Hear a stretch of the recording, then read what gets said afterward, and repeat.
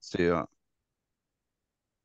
voilà, c'est des séquences qu'on a récupérées, qu'on a découpées pour passer au client où on a pris la présentation commerciale générale, la présentation de la gamme, on a fait une mini vidéo de 2 minutes où tu es sur le slide où il y a tout le Mhm. portfolio. Et après, on a D'accord, créé une troisième vidéo sur la partie démonstration. Donc, comme ça, on pourra la réactualiser avec peut-être une qualité audio un peu meilleure. d'accord, ok. Voilà. Ok, bah, je pense qu'on peut commencer, et puis les personnes vont nous rejoindre si on les a pas perdus en route, au moins par politesse pour Laurent. Qu'on commence pas trop tard. Pas Allez, de go. souci. Allez, on va raccourcir un petit peu pour rester dans les durées qui étaient prévues. Donc, aujourd'hui, on va faire une revue globale de la gamme Ruggieri, donc sur la partie SMB de notre gamme. Pour ceux qui n'auraient pas encore installé l'application, je vous demanderai si possible de l'installer, de la trouver sur votre l'App Store de votre smartphone. Et si possible de l'installer, ça vous permettra pendant la partie manipulation de dupliquer les manipulations que je vais faire de votre côté sur un environnement virtuel, tandis que moi je le ferai sur un environnement réel. Cette application, vous la trouverez sous le nom Rugiri dans les différentes App Store de Android, Apple, etc. Et vous reconnaîtrez l'icône qui est un petit R de Rugiri. Voilà. Je vous laisserai le faire le temps de la partie plus présentation de l'entreprise. Donc déjà, Rugy, qui est Rugy, donc qui est la maison mère de Ruggieri.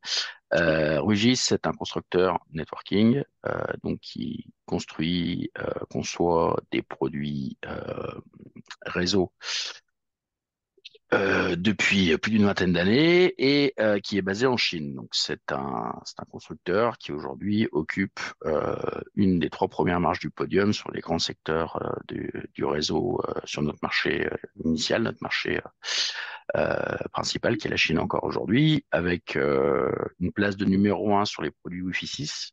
On a publié il y a quelque temps euh, des informations encore à ce niveau-là. On est pour plusieurs trimestres consécutifs, nous sommes numéro un en Wi-Fi 6, on est numéro 2 sur les produits Wi-Fi professionnels au global et numéro 3 sur les switches Ethernet. Donc sachant que le paysage de, dans cette région est assez différent du paysage qu'on connaît en Europe, puisque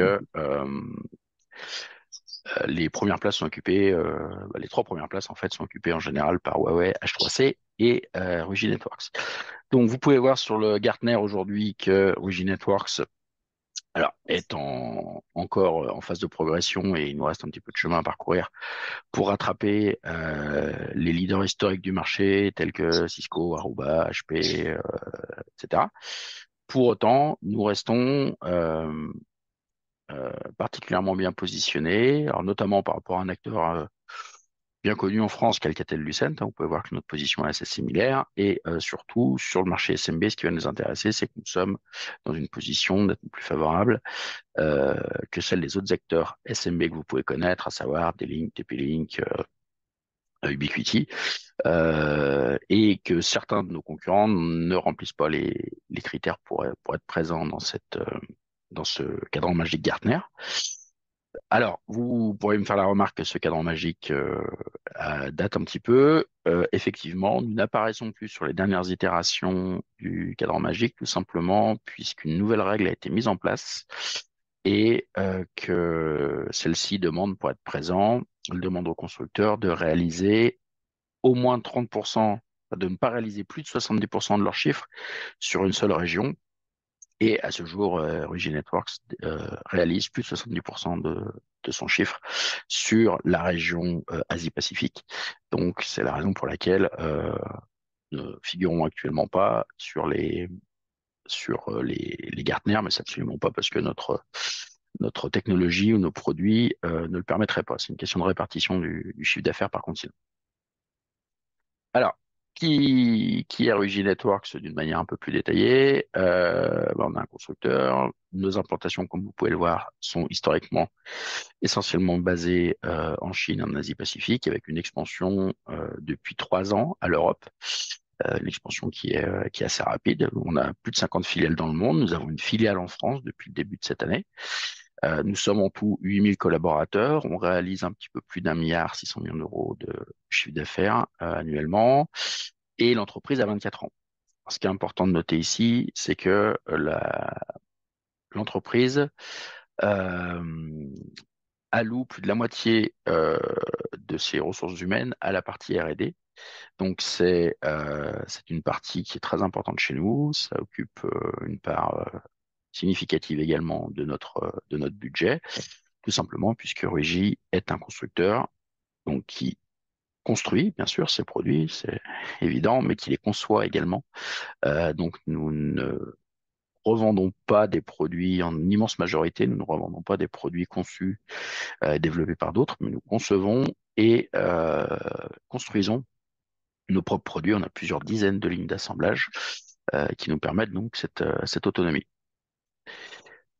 Au-delà des produits, un des marqueurs très forts de notre offre, c'est la partie cloud. Donc, nous avons depuis 10 ans euh, une plateforme cloud qui est aujourd'hui particulièrement performante et développée.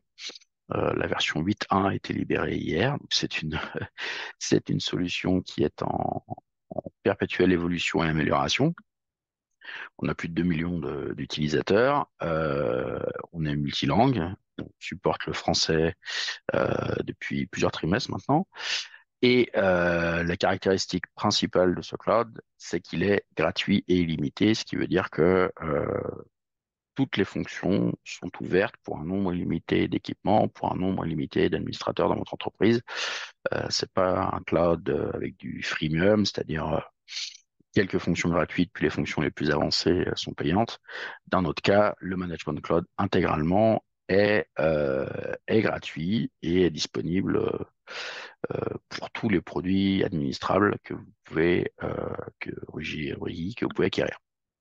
Autre point qui peut avoir son importance face à certaines réticences, notre cloud est hébergé par région, par grande région, par continent en fait. Et pour la partie européenne, nous sommes hébergés chez Amazon en Allemagne avec une conformité à la norme RGPD. Donc vous pouvez même sur l'écran d'accueil du cloud voir les statements, voir la déclaration de conformité RGPD que nos juristes ont réalisée. Donc notre cloud ne stocke aucune donnée personnelle avancée. Vous pouvez lire dans la déclaration l'exactitude des données personnelles, du peu de données personnelles que nous stockons. Donc ce qui garantit l'autonomie, la confidentialité de vos données et de celles de vos clients. Oh, voilà. Notre application cloud, elle est disponible via un portail web pour des utilisateurs sur PC portable, etc. Vous avez également l'application que je vous ai recommandé d'installer qui est disponible. Les fonctions entre les deux vont avoir quelques petites différences, mais l'immense majorité des fonctions est disponible via les deux plateformes. Et cette solution n'est pas uniquement une solution de configuration et de supervision, c'est également une solution qui va vous permettre de vous former. Vous allez pouvoir consulter des contenus de formation technique. Vous allez pouvoir sélectionner et rechercher les produits nécessaires aux installations de vos clients. Donc, d'une part, on le verra par des filtres qui vont vous permettre de consulter et de filtrer les produits selon les critères, mais également avec des fonctions de heatmap qui vont vous permettre de quantifier, par exemple, le nombre de points d'accès nécessaires pour couvrir un certain site. Ou bien, depuis quelques mois maintenant, nous commercialisons une gamme étendue de ponts wireless. Vous aurez également accès à une plateforme de supervision de nos ponts et donc de planification, c'est-à-dire que vous allez pouvoir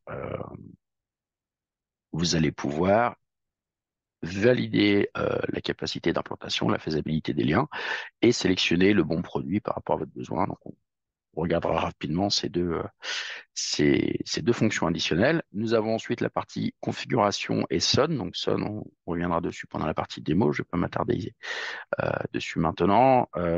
C'est une de nos fonctions techniques, de nos technologies principales pour faciliter la gestion et le déploiement des réseaux.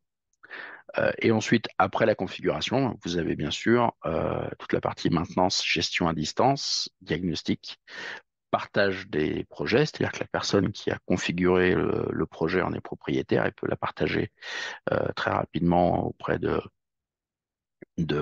n'importe quel utilisateur de son choix et d'une manière maîtrisée, hein, c'est-à-dire avec des limites de droit et ou des limites de temps. Voilà. Et vous pouvez également, via l'application, accéder à à nos bases de connaissances et à notre support.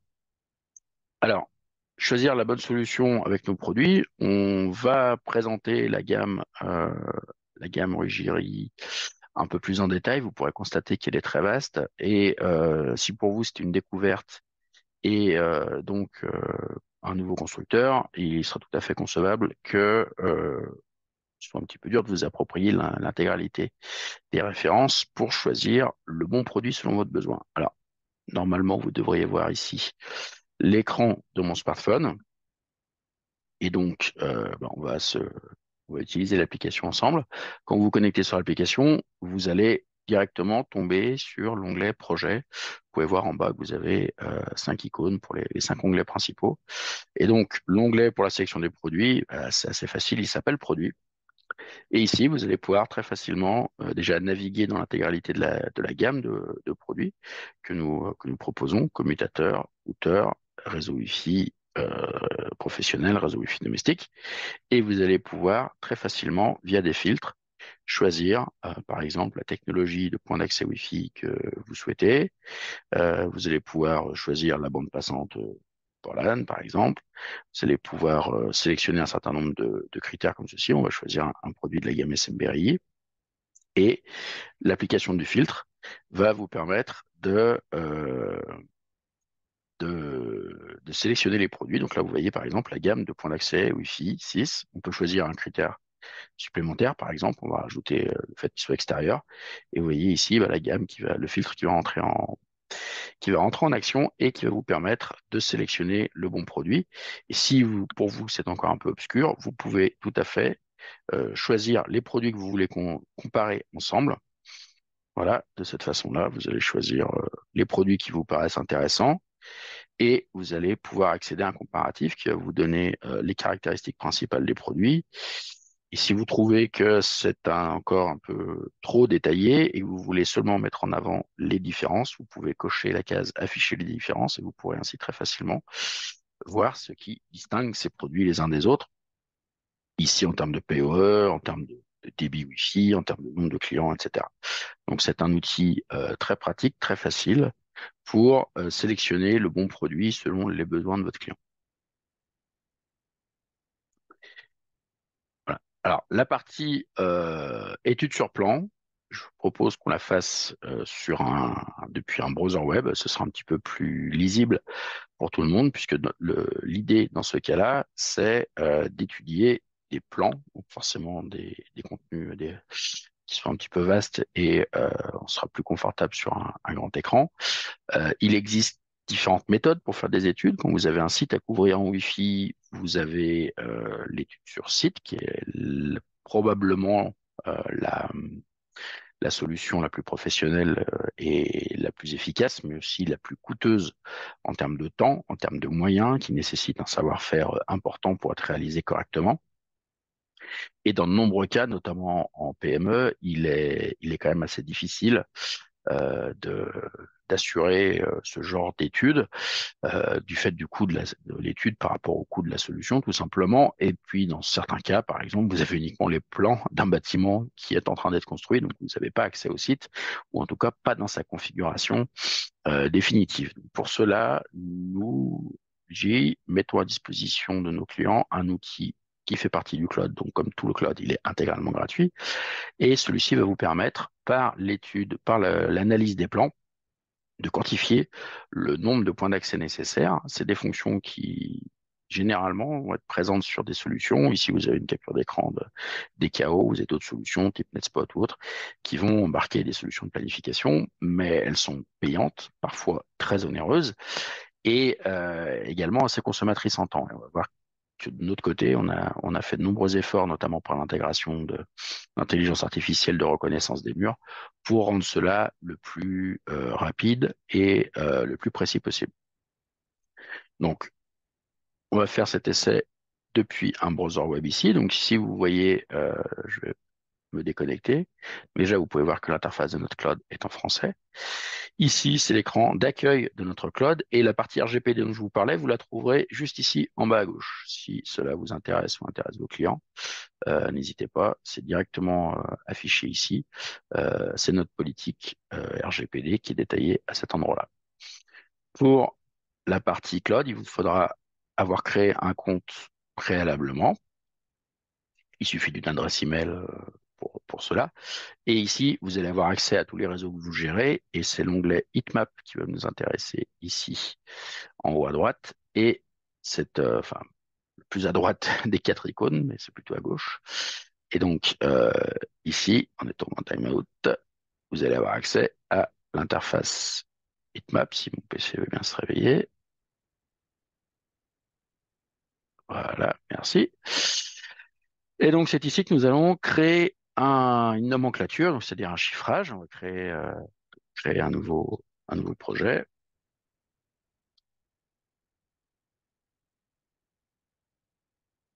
On va choisir un scénario et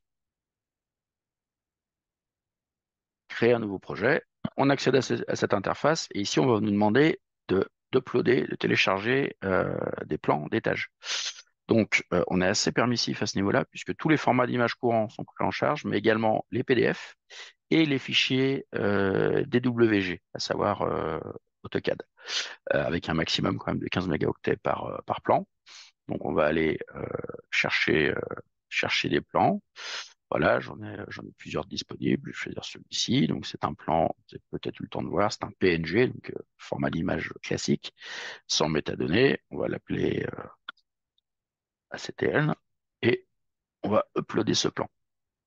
Donc, ce fichier étant un PNG, on n'a pas de métadonnées qui informent des dimensions du site représenté. Donc, on va donner ici des informations au logiciel en termes de tout simplement des distances entre deux points précis du plan. Donc ici, je sais que j'ai à peu près 12 mètres. Ce qui est important, c'est cette fonction-là, qui est la reconnaissance des murs, qui est activée par défaut. Et donc, attention, ça va être rapide. Une fois que vous avez donné la distance, le plan est analysé et l'identification va avoir lieu. C'est-à-dire que une intelligence artificielle va analyser le plan et va déterminer où se trouvent les murs et les cloisons. Voilà. Donc c'est assez rapide. Vous pouvez voir que une grande majorité des murs et des cloisons ont été reconnus. Alors, cependant, s'il en manque, comme c'est le cas ici, c'est très simple. Vous allez tout simplement les retracer vous-même aussi rapidement que cela. Voilà. Et vous pouvez voir quand même que l'intelligence artificielle nous a déjà économisé une part importante euh, du temps. Donc on va affiner le peu qui manque ici. Voilà.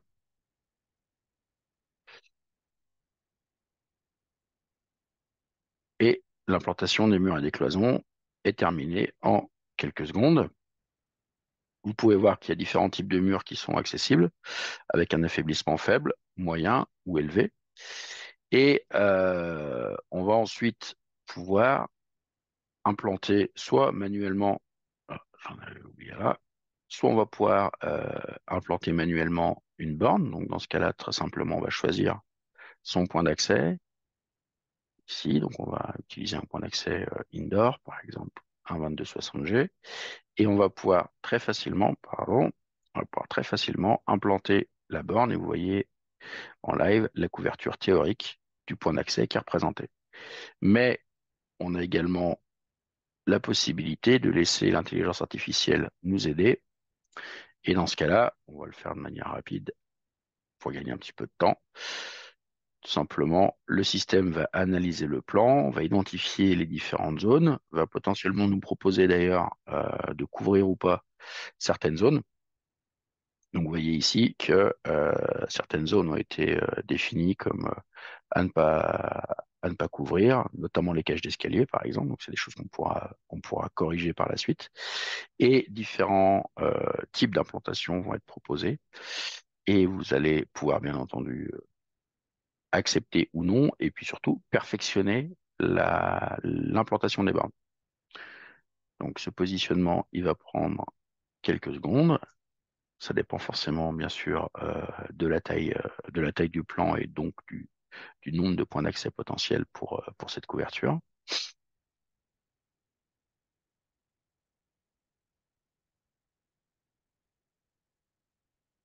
Voilà, donc on voit que de nombreuses hypothèses différentes sont testées pour établir cette couverture.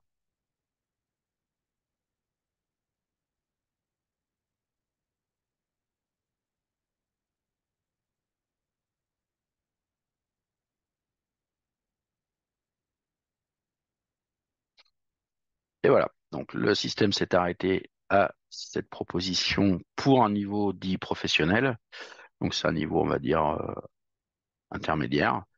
Pour un niveau ultime avec les performances maximales, il va proposer une autre implantation avec un nombre de bornes potentiellement différent. Voilà, vous voyez les différences de produits proposés et un niveau standard avec des produits moins onéreux, avec ici des produits Wi-Fi 5 notamment. Donc on va prendre l'implantation de type professionnel, par exemple. Je vais appliquer la BOM, c'est-à-dire je vais appliquer les choix du produit. Et par la suite, si j'ai des choix, si je suis pas forcément en adéquation avec l'installation, eh bien, je peux très facilement modifier ces bornes. Donc là, ce qui est représenté, c'est la couverture Wi-Fi théorique en 5 Go. Vous pouvez avoir l'impression qu'il y a des trous, mais en fait, vous pouvez voir que il y a certaines zones pour lesquelles le 2 Go 4 fera solution de secours, entre guillemets, puisque raisonnablement, euh, dans une couverture moyenne, il y a quelques zones dans lesquelles on laissera le soin au 2 Go 4 à une bande passante un peu moins appropriée de couvrir certaines zones un petit peu défavorisées. Donc voilà, c'est très rapide, ça prend peu de temps. Et pour la partie pont radio, c'est très simple et très rapide également. Si vous êtes familiarisé avec Google Earth, simplement, vous allez accéder à une carte. Vous allez pouvoir avoir une vue avec le relief ou avec le satellite, par exemple. Et vous allez pouvoir vous déplacer, implanter une station de base à l'endroit où vous voulez implanter une extrémité de votre liaison. Vous allez implanter un autre point de vision. Et là, par exemple, si on simule une liaison point à point, très rapidement, le logiciel va analyser le relief et va vous dire si la liaison est possible. Et on voit ici que la liaison elle est possible parce que le relief s'y prête. Donc, avec une hauteur aujourd'hui qui est assez généreuse ici de 60 mètres, on va la réduire. Ça reste possible. Le lien, comme vous le voyez ici, il n'y a pas d'obstruction liée au relief. Donc, le fonctionnement est possible. Si on est sur une installation de type point à multipoint, là on était sur un point à point, on va implanter les différents points, je fais ça rapidement, hein. Et dans ce cas-là, les produits qui vont être proposés vont être très différents puisqu'on va plus être sur des produits de liaison point à point, on va être sur une station de base au niveau central et sur des CPE au niveau des points distants. Et le logiciel va nous calculer la portée, la faisabilité pour chacun de ces liens. Vous voyez déjà d'emblée la couverture qui est simulée ici avec l'éventail à 120 degrés.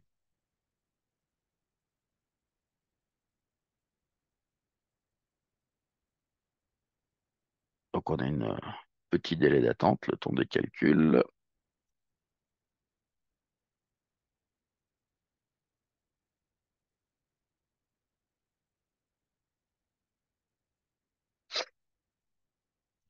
Bon, on va le laisser réfléchir.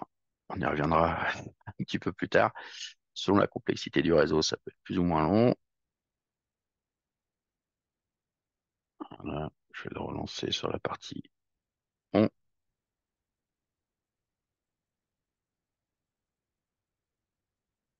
Ouais, donc on va refaire notre implantation. Voilà.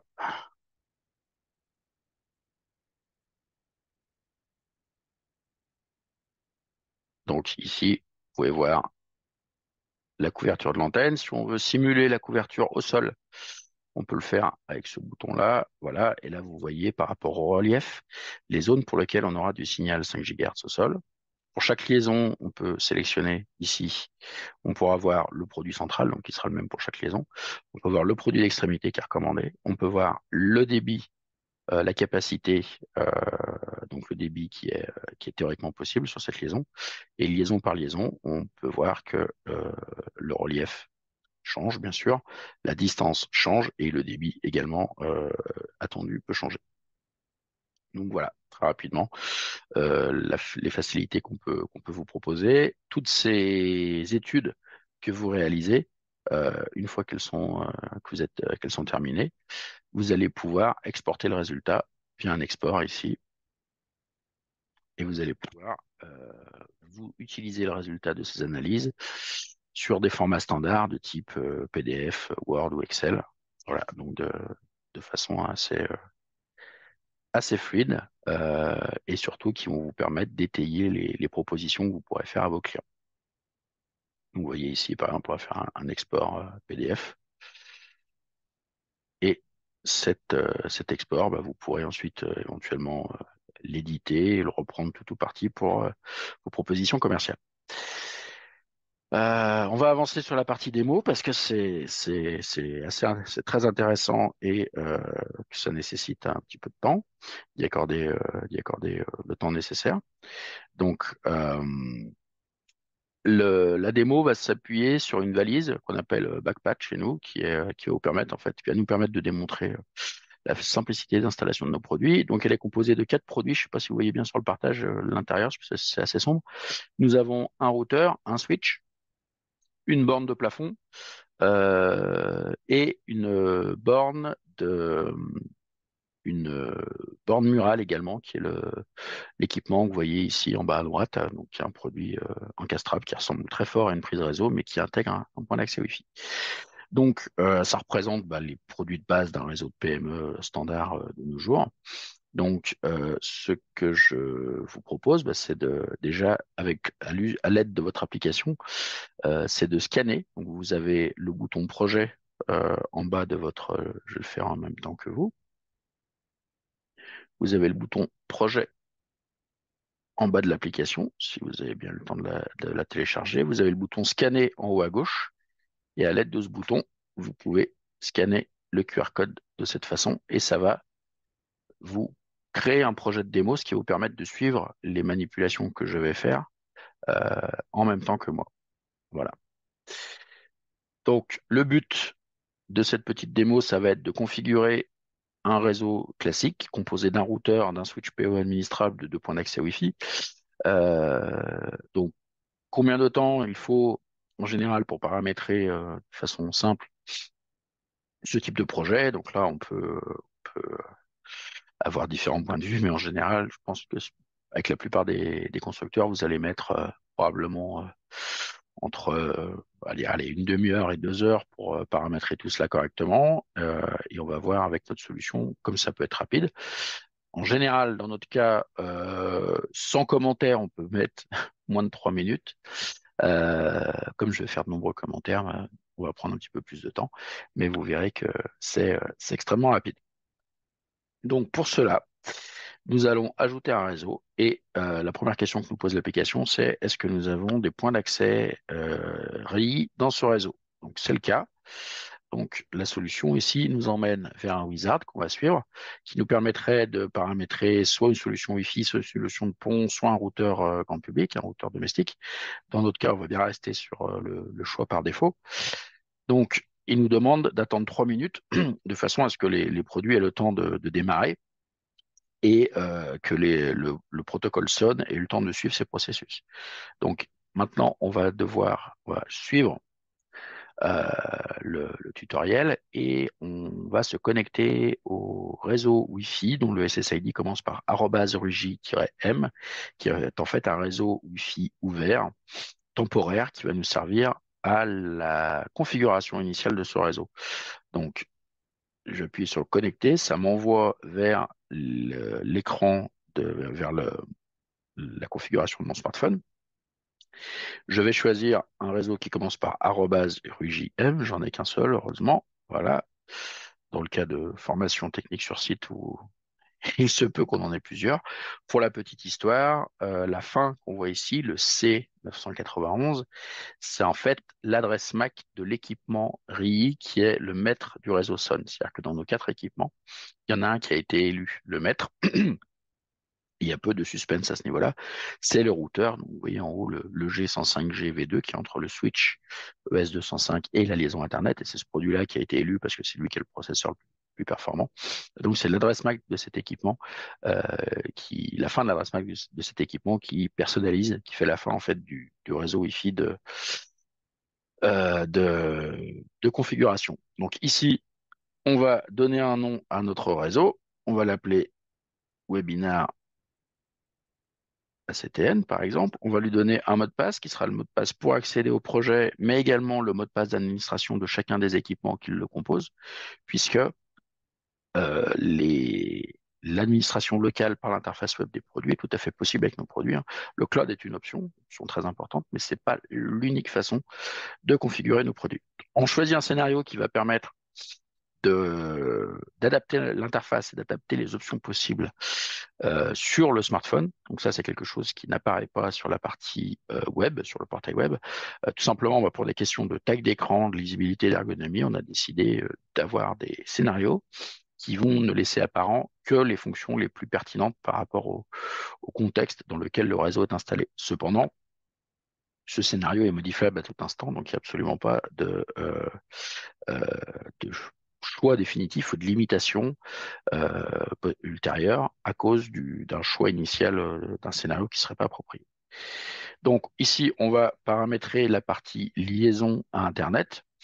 Ce routeur qui est présent est le routeur d'entrée de gamme, hein, qui c'est quelque chose que vous allez payer aux alentours de 60 euros auprès de la CTN.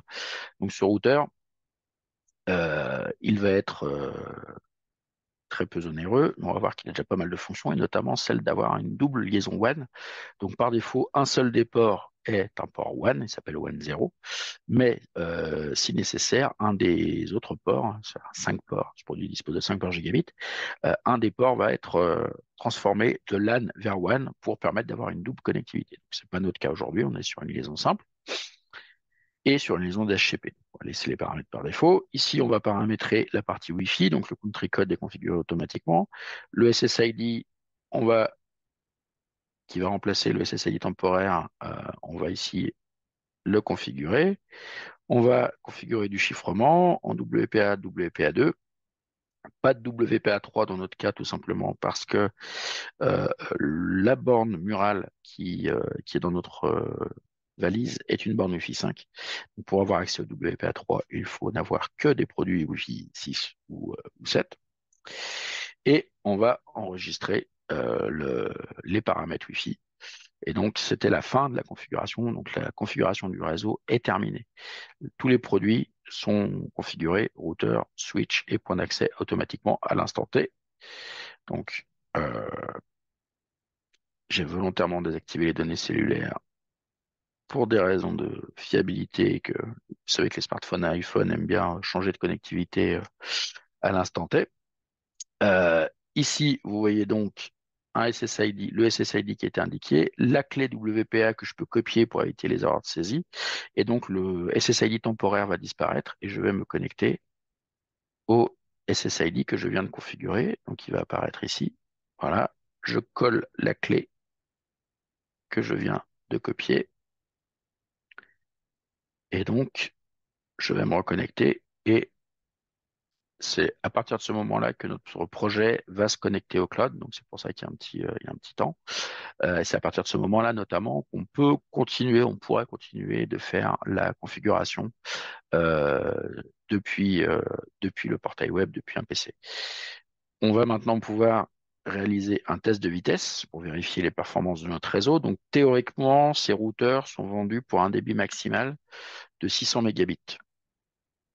Euh, voilà, on voit qu'on le dépasse en termes de débit descendant. Pour le débit montant, c'est le débit de ma fibre euh, qui doit brider.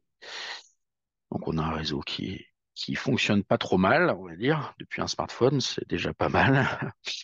Et voici donc l'écran d'accueil qui va nous permettre ensuite, durant la vie du projet, de réaliser toutes les opérations nécessaires localement ou à distance. Donc, ce qu'on peut voir en haut, c'est qu'on a l'onglet appareil qui nous fait voir les équipements présents dans notre réseau. On a ensuite l'onglet client. Pour le moment, je n'ai qu'un smartphone de connecter sur ce réseau.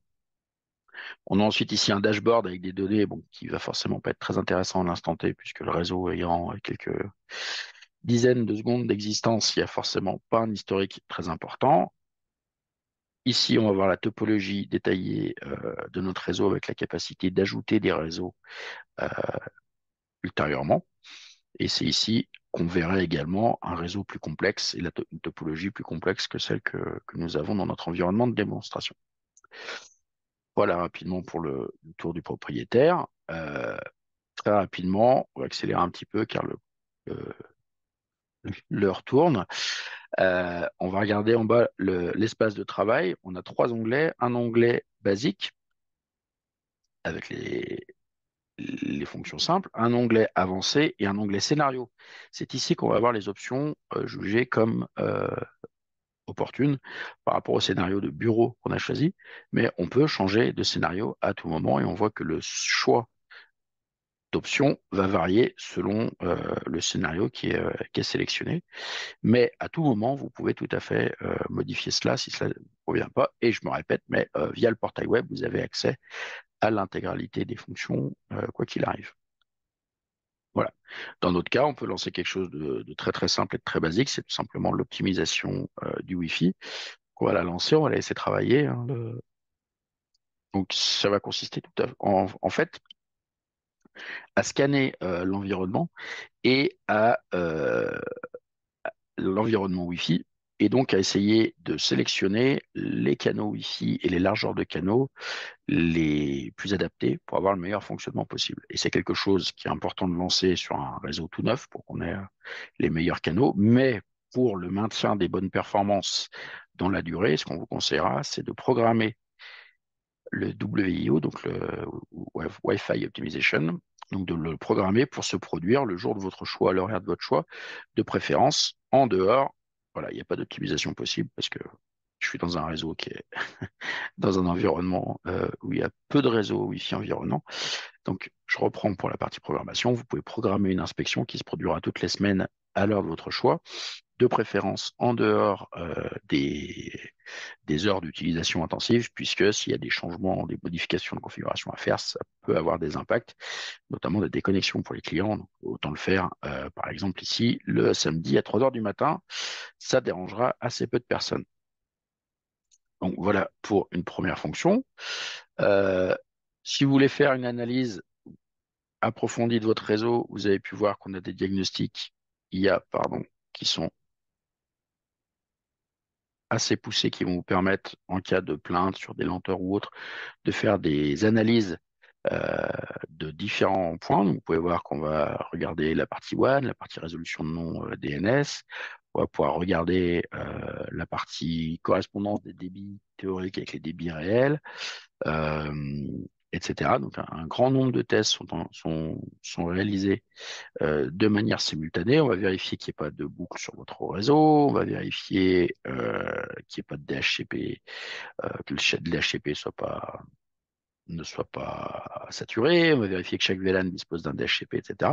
Donc, tous ces diagnostics sont faits en quelques dizaines de secondes et vont vérifier on va dire, les fonctions les plus indispensables au bon fonctionnement d'un réseau de manière très rapide.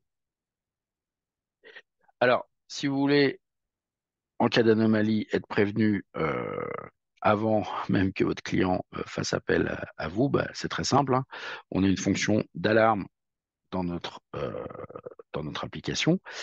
On ne va pas aller trop loin dans cette fonction. Vous pouvez voir par exemple ici que j'ai une alarme d'alimentation insuffisante sur un produit. Donc j'ai dans un des projets, qui est un projet virtuel hein, pour le coup, mais j'ai une problématique de budget POA. Et pour l'expérimenter, je vais vous montrer directement sur un projet virtuel tel que celui-ci. On va simuler des alarmes, on va les activer, on va voir au bout de quelques secondes euh, ce qu'il advient. Ce que je vais faire également à l'instant T, je vais vous montrer également, donc ça c'est la valise de démo que j'utilise depuis tout à l'heure. Donc, vous voyez le routeur, vous voyez le point d'accès mural, de plafond, pardon, le point d'accès mural, vous voyez notre switch PoE, et vous voyez ce petit cordon, et avec ce petit cordon, je vais faire une chose qu'il faut normalement jamais faire sur un réseau, c'est-à-dire faire une boucle. Faire une boucle sur un réseau comme ça, bah, c'est en général le mettre en panne en quelques secondes, tout simplement parce que les trames de diffusion, les trames de broadcast vont être rémises à l'infini, et dès qu'une trame de ce type va traverser un des ports, bah, vous allez avoir une surcharge très rapide, une saturation très rapide de votre réseau à cause de cette boucle. Donc, on va voir qu'en quelques secondes ou une minute, cette boucle va apparaître. Et on va aller voir donc, dans la partie alarme, les différentes alarmes que nous avons. On a notamment, vous voyez ici, webinar, donc webinar parce que j'ai fait une faute de frappe grossière. Vous voyez qu'une boucle se produit sur le port 4 et donc qu'on a d'ores et déjà la détection de l'alarme avec des propositions de correction qui vont être faites pour résoudre ce problème. Et on va même regarder une fonction plus avancée, voilà, comment réaliser et comment visualiser ces erreurs encore plus efficacement. On va aller dans notre boîte à outils. On va regarder notre panneau de réalité augmentée. On va choisir la projection sans fil. Et donc, dans notre webinar, on va choisir notre commutateur sur lequel j'ai fait la boucle. Il va me demander de bouger un peu la caméra pour des questions d'échelle. Et vous allez voir apparaître notre switch ici. Et vous voyez, la boucle a été détectée sur le port 4. Donc, vous pouvez voir la version virtuelle du switch par rapport au switch physique. Et vous pouvez voir également, au-delà des erreurs, que les équipements raccordés sur ce switch apparaissent également. Donc notre borne Wi-Fi murale, on voit ici qu'elle est connectée au premier port, notre borne de plafond au deuxième et notre routeur qui est ici sur le cinquième port le plus à droite. Donc cette fonction va vous permettre de visualiser facilement les anomalies réseau et également vous permettre de faire le repérage de votre réseau très facilement aussi. Donc, je vais désactiver la boucle pour qu'on n'ait pas d'alarme intempestive pendant toute la démonstration. Voilà. Je vais vous montrer également de manière totalement transparente comment on corrige le nom d'un projet quand on a les doigts un peu épais et qu'on tape mal. Voilà. Donc, c'est corrigé. Si votre client a besoin d'un support instantané, donc j'espère que certains d'entre vous ont bien installé l'application. Ce que je vais vous proposer, c'est de partager le projet avec vous. Sinon, Alonso pourra peut-être le faire également. Je vais vous montrer comment fonctionne notre fonction de partage. C'est très simple et très efficace. C'est la flèche coudée que vous voyez en haut à droite de l'écran. Et ici, vous allez choisir déjà pour le partage en question, si vous voulez des droits d'écriture ou de lecture seule, et la validité du partage. Donc, je vais mettre en lecture seule pendant une semaine et je vais choisir un partage. Je pourrais envoyer un lien de texte par WeChat, copier un lien que je pourrais mettre dans un SMS, dans un mail, dans ce que je veux. Je peux aussi directement faire un QR code. Alors, est-ce que l'un d'entre vous peut, à l'aide de l'application, scanner le QR code de la même manière que vous avez scanné tout à l'heure le projet? Alonso, si tu en as la possibilité, sinon, peut le faire. Et ce partage, ce lien-là, si vous êtes plusieurs à le faire en même temps, c'est le premier qui l'aura utilisé, parce que ce lien est à usage unique en fait. Hein. Donc, il y a uniquement une seule personne qui va pouvoir acquérir ce projet. Si je veux le partager avec différentes personnes, bah, dans ce cas-là, je génère plusieurs liens. Donc, j'espère que là, le partage, quelqu'un a bien pu utiliser ce QR code. Voilà. Et je vois que c'est le cas puisque j'ai l'onglet Partager en haut à droite qui est apparu. Et bravo à Monsieur Chris Barr, voilà, qui maintenant a accès à ce projet. Vous pouvez voir que je peux changer les droits de ce projet, de lecture seule ou lecture-écriture, ou je peux également révoquer ce partage. Je peux en faire un autre très rapidement, voilà. Pareil en lecture seule pour un jour, et vous voyez à quelle vitesse cela va pour partager un projet. Donc, ce qui peut être très pratique pour du support, ce qui peut être très pratique pour donner aussi soit la vision, soit également l'administration au service technique de votre client, ou si vous avez besoin de l'aide du service technique ACTN, vous pouvez très facilement leur donner la main sur votre projet, temporairement, définitivement. Voilà, donc c'est quelque chose de très, très fluide, très simple et très utile. Là, on voit que le deuxième lien a été utilisé. Donc, bravo, Monsieur Fontanet. Vous avez maintenant accès à ce projet-là. Donc, vous pouvez voir que la fonction de partage est très efficace. Donc, en cas de caméra déconnectée, par exemple, qu'est-ce qu'on pourrait faire sur notre réseau? Donc, en cas de caméra déconnectée, imaginons qu'on héberge des caméras sur notre système. Eh bien, tout simplement, de manière très très simple, on va accéder sur notre switch à nos différents ports. On peut voir ici les 5 ports de notre switch, les 3 ports qui sont utilisés. Vert signifie gigabit, orange 10 ou 100 mégas. Le, la flèche montante que c'est un port de Plink, les petits éclairs que ce sont des ports PoE. Et donc, ce qu'on va faire tout simplement, c'est qu'on va rebooter ici, redémarrer l'équipement. Et donc, on va voir que l'équipement, comme c'est souvent le cas, va redémarrer, et c'est souvent le cas avec les caméras vidéosurveillance, un reboot à distance va rétablir le bon fonctionnement. Donc ça, c'est faisable à distance très simplement. Également, on peut très simplement, donc là on voit que le port est gris, parce que le lien Internet n'est pas remonté, mais le PoE est déjà actif, hein, donc le point d'accès est en train de redémarrer, et, mais le lien Ethernet n'est pas encore établi. Ce qu'on peut faire également, c'est activer la transmission longue distance. Si on a des distances supérieures à 100 mètres, on peut aller jusqu'à 250 mètres au prix d'une baisse du débit à 10 mégas. Donc là, le temps que ça remonte, on va le voir. Voilà, vous pouvez voir le port numéro 1. Il n'est pas à 100 mégas comme c'était le cas tout à l'heure, il est à 10 mégas, et tout simplement, ça va nous permettre d'avoir une distance supérieure. Voilà, on va accélérer un petit peu. On va passer cette option-là. Voilà, et à la fin, je vois que l'heure tourne. À la fin de votre installation, ce qui est très courant, c'est de vouloir faire un rapport à votre client pour lui documenter ce que vous avez réalisé, euh, et donc lui transmettre une documentation sur son réseau. C'est quelque chose qui prend du temps, qui est souvent négligé ou peu populaire auprès de vos clients. Alors, attention, j'ai oublié de réactiver le partage. Dans ce cas-là, vous allez tout simplement dans l'onglet basique, vous appuyez sur rapport, et vous allez créer un rapport en ligne en quelques dizaines de secondes avec, vous allez voir, beaucoup d'informations très utiles, et surtout, ça va vous faire gagner un temps précieux de rédaction, euh, donc pour produire une documentation de qualité, mais en un temps record. On va avoir le rapport qui va s'afficher. Voilà, donc vous pouvez voir le titre, le contenu, les équipements présents, leurs adresses MAC, leurs adresses IP, leur numéro de série, la topologie, les adresses RJP qui ont été utilisées, la partie Wi-Fi avec les VLAN associés, le SSID, le mot de passe, sachant qu'on peut modifier, on peut demander à ne pas afficher les mots de passe ou les parties confidentielles ou un petit peu sensibles.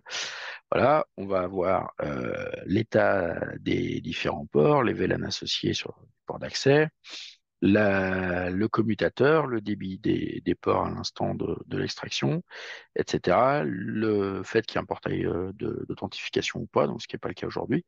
Et ensuite, ceci, on va pouvoir l'exporter directement au format doc. Donc, format, vous allez pouvoir, donc c'est un fichier que vous allez directement télécharger, et vous allez pouvoir très facilement, pardon, l'ouvrir sur, ici en PDF, voilà, vous allez pouvoir très facilement l'ouvrir sur un éditeur standard. Alors, sur un smartphone, c'est moins parlant que sur un PC, mais c'est un document qui est tout à fait éditable, format Word, et c'est un document que vous allez tout à fait pouvoir modifier, partager, intégrer vous pouvez même directement sur l'application intégrer votre logo à la place de celui d'origine. Donc voilà, l'édition d'un rapport est grandement facilitée grâce à notre outil. On va passer assez rapidement sur ces parties ici, puisque l'heure de la fin du webinaire a normalement sonné. Je vais prendre encore quelques minutes de votre temps. Donc, pour la partie communauté, tout simplement, vous allez aller donc dans l'onglet boîte à outils, notre communauté, et c'est ici que vous accédez à notre base de connaissances. Donc, si vous voulez regarder, par exemple, alors c'est en anglais, hein, bien sûr, parce que c'est, si vous voulez regarder, si vous avez des questions sur portail captif, eh bien, vous allez taper Captive Portal et la recherche va vous retourner les cas, les tickets partagés donc de notre support, c'est-à-dire les questions et les réponses de comment configurer un portail d'authentification avec la réponse de notre support que vous pouvez voir est particulièrement détaillée pas à pas avec des captures d'écran, etc. sur comment configurer par exemple un portail sur nos solutions. Vraiment un outil que je vous recommande. On trouve beaucoup de réponses à ces questions ici. Très rapidement pour terminer, euh, Rugiri, j'ai utilisé ces deux mots de manière assez différenciée depuis tout à l'heure pour vous éclaircir un petit peu le contexte. Rugy, c'est la maison mère qui, historiquement, construit des produits réseau de type enterprise.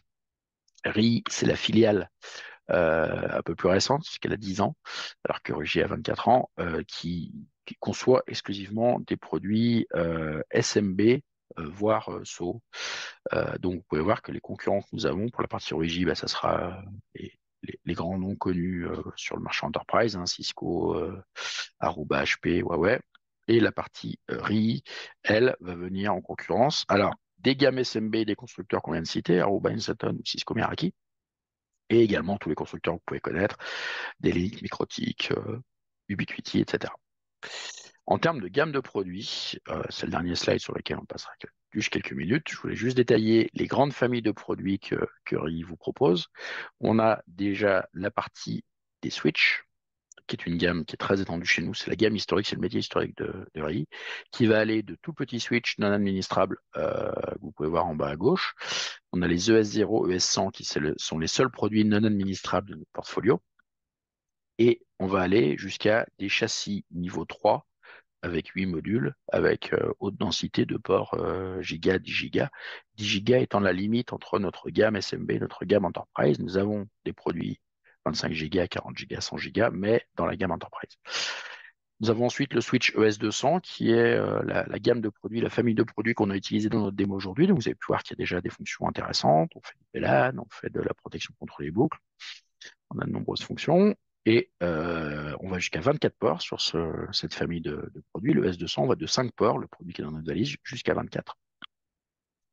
On a ensuite des switches 19 pouces plus classiques en termes de format niveau 2, niveau 3, avec soit des uplink gigabit pour le NBS 3100, NBS 5100, soit des uplink 10 gigas pour les NBS 3200, 5200. Et au-dessus, on a les produits modulaires, donc soit en modèle 1U avec deux modules NBS 6000, soit en format plus classique avec soit de 3 modules pour le 7003 et 8 modules pour le 7006. Un petit peu décalé, on a ici nos switches industriels. Donc, c'est quelque chose d'assez nouveau chez nous. On a introduit ça en fin d'année dernière. Donc, ce sont des switches Dursi qui s'appellent NIS 3100. Donc, c'est un produit niveau 2 qui va avoir le même niveau de fonctionnalité que le NBS 3100, mais dans un format industriel. Donc, montage RIDE-in, euh, support des températures de moins 40 à plus 80 degrés, etc. La gamme Wi-Fi avec trois sous-familles de points d'accès. Les points d'accès indoor de plafond. On va aller des produits Wi-Fi 5 à uplink 100 mégas jusqu'aux produits Wi-Fi 7 avec uplink 10 gigas, donc une gamme vraiment très large. On va d'un bout à l'autre, on va dire, de ce qui existe en termes de Wi-Fi. Au niveau mural, on va avoir différents points d'accès muraux. Vous en avez vu un dans la valise, qui est le 1200F, qui est ici. On va avoir des modèles encastrés, des modèles en saillie, en Wi-Fi 5, en Wi-Fi 6. Et pour la partie outdoor, vous pouvez voir qu'on a là aussi de nombreux modèles. On va commencer sur des points d'accès ici comme la RAP 52, vous voyez à gauche, qui est assez récente, un produit Wi-Fi 5 IP65, donc qui va être notre produit d'entrée de gamme. Puis on va aller sur des produits de plus en plus performants et de plus en plus évolués, sachant que tous les autres produits de la gamme, à part la RAP 52, sont des produits IP68 et vous pouvez voir que la majorité sont Wi-Fi 6. Donc on a une gamme importante avec des caractéristiques d'antenne différentes et des caractéristiques de débit Wi-Fi également qui sont différentes. En haut, vous pouvez voir ici la partie Wireless Bridge, donc, qui est maintenant une famille à part entière chez nous, qui est la gamme Air Metro et avec les sous-familles Air Metro et EST. Donc, dans la famille Air Metro, nous avons une station de base sur laquelle on peut connecter en point à multipoint jusqu'à 32 terminaux. Cette station de base peut être associée avec trois antennes différentes, une antenne 360 degrés, une antenne 120, une antenne 90. Nous avons également deux CPE, un qui est gigabit, un qui est fast Ethernet, qui est 100 mégabits. Ce sont ces antennes avec les paraboles, là, ces équipements. Ces équipements, face à la base station, la portée va aller de 2 km pour l'antenne bidirectionnelle jusqu'à 10 km pour l'antenne 90 degrés. Et vous pouvez également les utiliser face à face, donc produit à parabole, produit à parabole. Les deux CPE peuvent être configurés pour fonctionner de cette façon-là. Et dans ce cas-là, la distance maximale est de 15 km. Vous voyez ensuite en dessous nos produits de liaison point à point avec le ST350, donc 5 km de portée avec un débit de 800 mégas, EST310 avec un débit de 100 mégas et une portée d'un kilomètre, et EST100 qui a un débit de 300 mégas et une portée de 500 mètres, alors qui est un produit en 2 giga 4 qui est plus particulièrement, vous pouvez l'utiliser en extérieur bien entendu, mais il est plus particulièrement prévu pour un usage un peu particulier, mais qui est de plus en plus populaire, qui est celui des cages d'ascenseur. Nous avons ensuite la gamme de routeurs avec la gamme EG. Donc, nous avons aujourd'hui utilisé la gamme EG105, le produit EG105 dans notre valise de démonstration, qui est le produit d'entrée de gamme, qui va exister avec une déclinaison PoE ou avec du Wi-Fi intégré, Wi-Fi 5 pour le GWT, Wi-Fi 6 pour le GWX. Et ensuite, le G100 qui va supporter jusqu'à 100 utilisateurs. Si vous avez besoin de plus de performance, nous avons des produits EG200 pour 200 utilisateurs, des EG300 jusqu'à 300 utilisateurs. Et nous venons de sortir ce mois-ci le G1510 XS qui, lui, est nettement plus performant puisqu'il va proposer jusqu'à 1500 utilisateurs et jusqu'à 4 gigas de bande passante. C'est également un produit qui va embarquer, c'est une fonction intéressante. Il a un emplacement pour disque dur qui va permettre de stocker de manière interne les données de connexion, ce qui peut permettre, par exemple, un usage euh, dans l'hôtellerie de type hotspot, par exemple, enfin dans l'hôtellerie, par exemple, de type hotspot, donc un Wi-Fi public, avec la traçabilité telle qu'elle est exigée en France. On a ensuite la gamme NBR, donc qui sont des routeurs plus sophistiqués en termes de sécurité que la gamme EG, qui vont aller jusqu'à 2000 utilisateurs simultanés et qui vont embarquer aussi pour les trois modèles les plus haut de gamme, éventuellement un disque dur, et qui vont embarquer de l'inspection niveau 7. On n'est pas encore sur des firewalls de type UTM, mais on a déjà des fonctions plus avancées.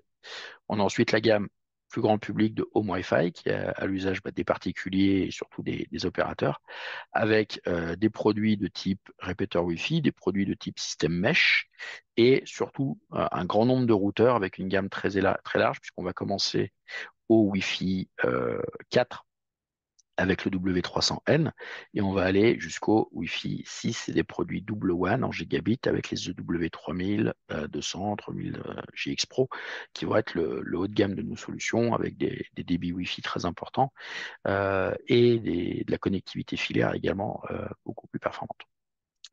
Sur la partie enterprise à laquelle vous avez également accès, nous avons des gammes wireless avec des produits de plafond, des produits muraux, des produits outdoor, mais surtout des contrôleurs Wi-Fi, comme cela peut parfois être demandé ou nécessaire dans certaines configurations.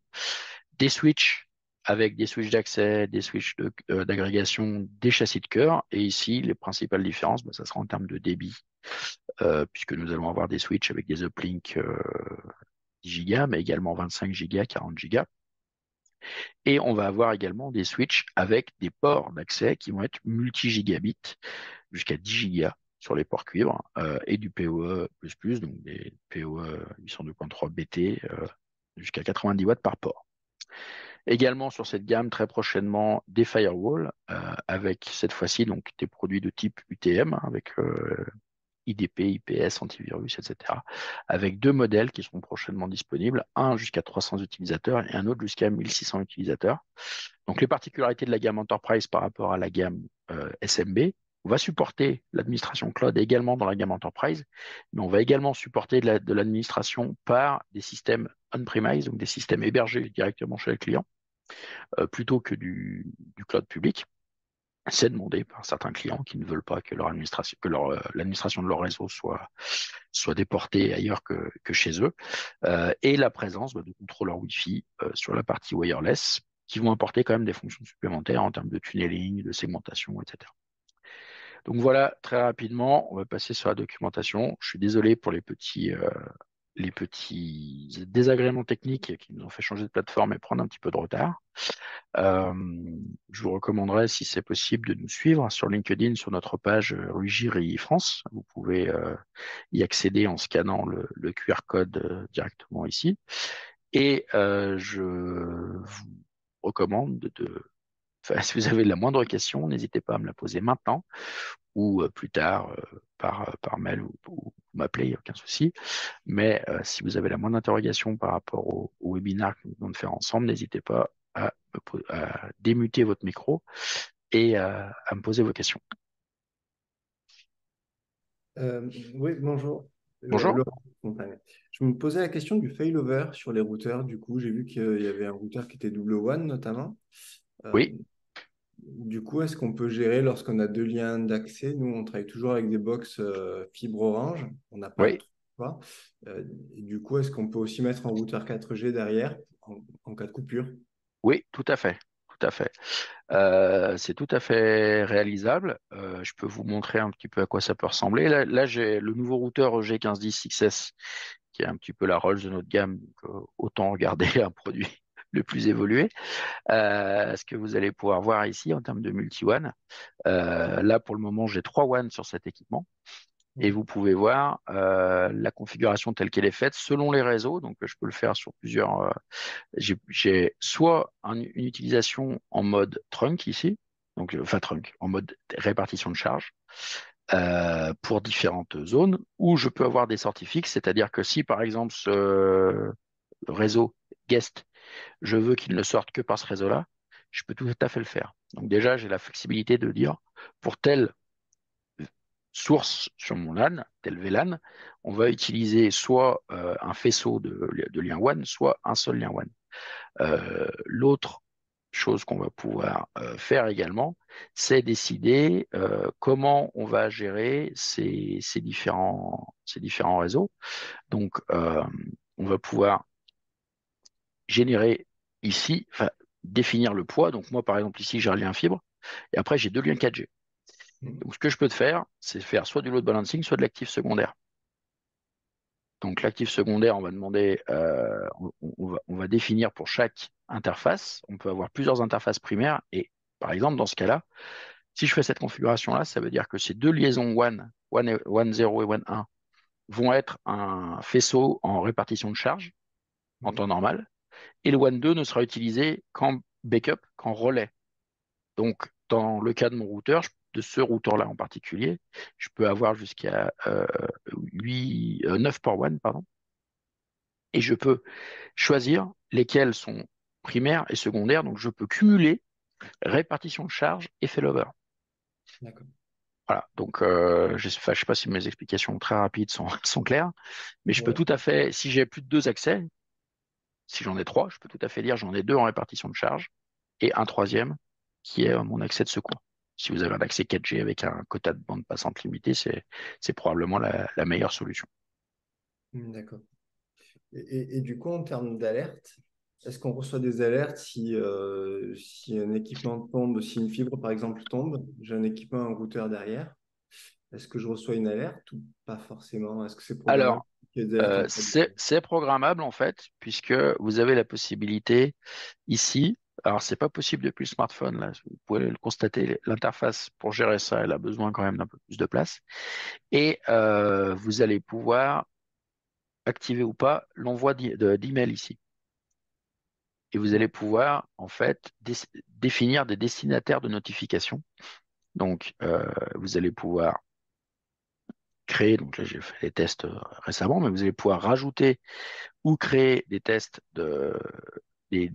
créer, pardon, des destinataires. Et ensuite, vous allez pouvoir choisir en termes généraux ou en termes plus précis par type de, de produit. Donc, par exemple, alarme de dispositif hors ligne, je peux choisir d'activer l'alarme par email.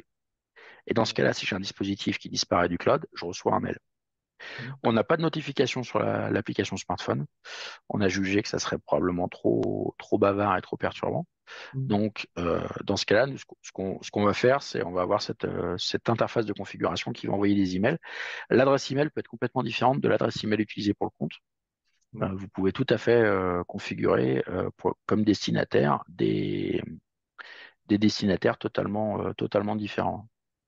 Donc, D'accord. si vous avez, bon, ici c'est moi par exemple, hein. Et là, vous pouvez en ajouter. Vous pouvez ajouter, par exemple, je sais pas, vous avez une adresse mail générique pour votre support technique. Vous pouvez mettre une adresse collective ici et, et ensuite les configurer comme destinataire des alarmes. Voilà. Donc c'est tout à fait possible. Ça demande une configuration, hein. Vous pouvez voir, vous pouvez le tester d'emblée, hein. C'est ici dans la partie alarme du portail web. D'accord. C'est parfait. Ok, ben merci. Est-ce qu'il y aurait éventuellement d'autres questions? Oui, bonjour. Moi, j'aurais une Bonjour. petite question concernant la valise démo. C'est Oui, quelque chose que vous mettez en vente?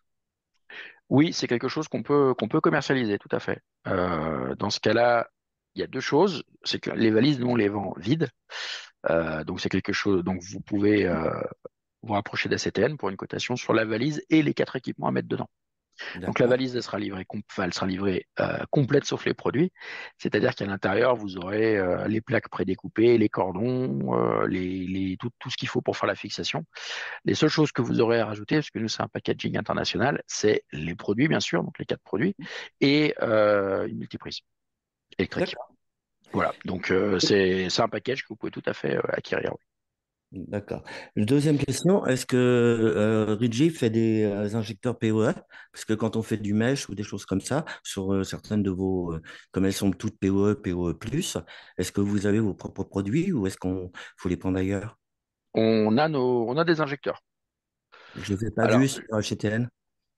je ne saurais pas vous Oui, dire, il y en a je en saurais pas vous CDN dire à chez faire ACTN, mais ce dont je peux vous assurer, euh, c'est Bonjour, que, oui, oui, ACDN, bonjour il Anne. a fait des achats des injecteurs, déjà.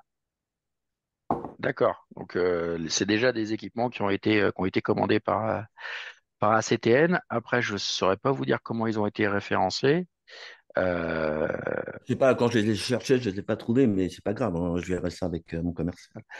je, Euh, je et peux, je la peux vous. dernière question, j'ai une dernière question, c'est sur Ouais, la gestion des POE. Euh, d'accord.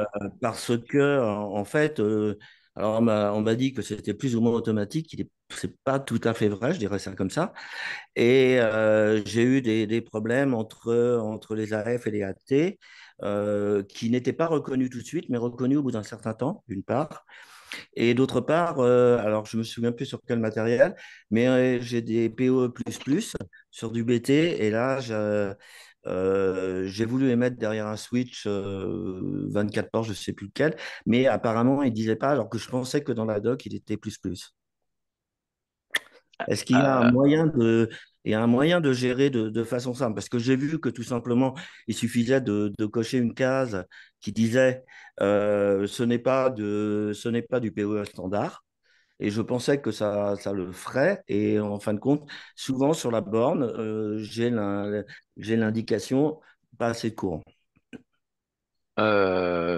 d'accord. Alors, ça, on pourra regarder au niveau support. Mais c'est quoi? C'est des bornes RII sur des switches tiers? Oui, sur les switch 3G, c'est des bornes, c'est des 2260H, je crois, quelque chose comme ça. Et qui nécessitent Oui, c'est pour ça alors que j'ai les, rajouté les l'injecteur. 2260, les 2260 H sont des produits BT, effectivement. C'est des produits, et la plupart de nos switches sont AT.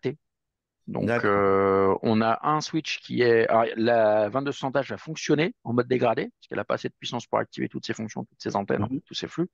Ouais. Alors, Jean-Christophe Pena nous a partagé dans le chat les liens pour le kit de démo, ici. Donc, dans le chat, vous trouverez directement des liens pour le kit de démo et des liens aussi. Là, je les ouvre en même temps sur le chat et des liens vers nos injecteurs. Vous pouvez voir D'accord. qu'on a l'injecteur 15 watts, 30 watts et 60 watts. Pour ce qui est de la 2260H, il lui faudrait un injecteur Le 60 Symbian, watts ou ouais, un c'est ça. switch, qui le gère. Et aujourd'hui, nous, dans la gamme SMB, on a un seul produit qui va le gérer, c'est celui-ci, D'accord. qui est PoE++, et également multi-giga, donc ce qui est doublement intéressant pour les Mhm. produits tels que le 2260H, puisque vous aurez directement les ports en 2 giga 5 et le PoE avec jusqu'à 90 watts par port. Donc là, vous ne devriez pas avoir de soucis avec un tel switch. Avec un injecteur, il se peut que vous soyez, qu'il faille aller dans la borne, dans quel cas vous pouvez chercher dans la knowledge base ou me recontacter. Il y a un paramètre dans la borne, si c'est un injecteur passif, pour indiquer à la borne de considérer qu'elle a le budget. Parce qu'en fait, c'est la négociation avec un switch ou un injecteur actif qui va lui dire si elle est théoriquement, si elle a assez de puissance. Si on a un injecteur passif, cette négociation ne se passe pas, vous aurez le message d'erreur. Pour le désactiver, il y aura un paramétrage à faire. Mais ça, c'est dans le cas où vous êtes sur un injecteur passif, ce qui est assez rare. D'accord. Non, non, mais là, j'avais acheté un truc vite fait en catastrophe parce que j'en avais besoin de façon urgente. Et en D'accord? fait, ça avait très, très bien fonctionné. Mais j'avais été surpris en fait, les switches ne soient pas embêtés, soient simplement ratés, quoi. Ah, Je pensais ouais, pouvoir ça. le, B- le BT est pas standard, ouais. Il est pas en standard sur la plupart des produits aujourd'hui. Ouais, ça reste quelque chose d'assez haut de gamme. Mhm. Aujourd'hui, on a 3 points d'accès qui nécessitent du BT. Donc, 4, pardon. Un point d'accès Wi-Fi 7, le 2260H, parce que c'est la plus haute gamme de nos bornes Wi-Fi 6. Donc, c'est celle-ci que vous avez. Ouais, c'est ça. Et voilà, la H. Donc, ça va être la borne Wi-Fi 7 ici, la D'accord. 2260H. Et si vous, à partir de la 2260E jusqu'à la 2260G, on est sur du AT, 30 watts. Et sur les D'accord. produits entrée de gamme, on va être en 15 watts. Sur la partie outdoor, il n'y a que deux, non, les deux plus hautes de gamme, celles-ci, qui vont être 60 watts. Les autres sont 30 watts. Et même D'accord. l'entrée de gamme est 15 watts. Donc c'est vrai que c'est quelque chose qui est encore assez minoritaire. Cependant, on a le 5300 que je viens de vous montrer sur le site ACTN, là, qui est multi-giga et PoE++. Et on va avoir une gamme supplémentaire qui va venir cette année, qui seront les NBS 3300, qui auront des ports d'accès en multi-giga et quelques ports BT. Donc on aura un 16 ports, dont 4 ports BT avec jusqu'à 90 watts par port. Ça sera une D'accord. solution un peu plus économique et un mix, en fait, ce qu'on a rarement besoin du Oui, c'est PoE-BT sur ça. tous les Sinon, on ports va pas besoin de simultanément. On a c'est ça. souvent besoin de quelques ports pour des bornes haut de gamme dans les zones denses. Et puis les autres équipements peuvent, en général, la grande majorité des équipements fonctionnent correctement avec 30 watts. D'accord. Merci beaucoup. Je vous en prie. Justement, Jérôme, est-ce qu'il est, là, je vois qu'il y a du Wi-Fi surtout en mode, on va dire, plafonnier. Oui, Euh, Est-ce qu'il est prévu de faire des Wi-Fi, on va dire, apposés, entre guillemets, chez les clients, qui ne nécessitent pas forcément d'installation? Je sais que nous, on en a acheté quelques-uns bah, chez TP-Link qui en vend. Est-ce que c'est quelque chose qui peut arriver potentiellement chez vous? apposé, c'est-à-dire en format un peu comme les routeurs ici. Format un petit peu, oui, comme ceci, ou Ouais. enfin, je sais qu'il existe, on va dire un petit peu déco, version un peu déco, on pose ça sur Alors, un tous ces, bureau. tous ces, tous ces produits-là que vous voyez, je les ai dénommés comme des routeurs parce que c'est leur fonction première, mais vous Oui, pouvez les utiliser en mode point d'accès. Et c'est pas un d'accord. bricolage où vous allez cocher, décocher des choses, c'est vraiment un mode AP. Donc dans ce cas-là, ça inhibe la fonction de routage, ça inhibe le serveur d'HCP, ça inhibe le port WAN, tous les ports deviennent les mêmes ports LAN, et tous les points, tous les systèmes de la série EW, tous les routeurs, vous pouvez les utiliser en mode point d'accès. Donc, vous avez des esthétiques bon, discutables, mais classiques avec les antennes extérieures. Et si l'aspect esthétique vous importe plus, vous avez les M18, M32, qui Mhm. sont des systèmes vendus par paire ou à l'unité, plutôt pour faire du mesh, mais il y a de la connectivité filaire, c'est nécessaire. Et là, vous avez un produit qui va être en face, effectivement, des produits déco de chez TP-Link euh, en termes de design également. Mais même un EW300, vous pouvez, par exemple, vous achetez ça une douzaine d'euros, vous pouvez l'utiliser en mode point d'accès. D'accord. Et vous les gérez par le cloud et vous les gérez en mode cluster, en groupe, etc. Donc, vous avez quand même un set de fonctions qui est intéressant. Ouais, c'est parfait. Ouais. Justement, en termes de support, du coup, il y a un support prévu chez Rei ou on passe par ACTN, le support ACTN? Alors, moi, je vous encourage à passer par le support ACTN parce qu'il est formé, ils connaissent nos produits et il est en français. Ensuite, on a un support gratuit, support gratuit direct, mais il sera anglophone. D'accord. Et vous y avez accès directement par le site web ou par l'application cloud. Vous pouvez aussi directement accéder à notre support. Après, il y aura un éventuel barrière de la langue, mais bon, selon vos préférences et l'urgence de la situation, vous avez ces deux options. D'accord. En termes de garantie, j'en profite pour le signaler, tous nos produits sont garantis 3 ans, sauf les Switch Business qui sont garantis 5 ans. D'accord. Bon, ben, c'est parfait pour moi. Ok, parfait. Je ne sais pas si on a d'autres questions.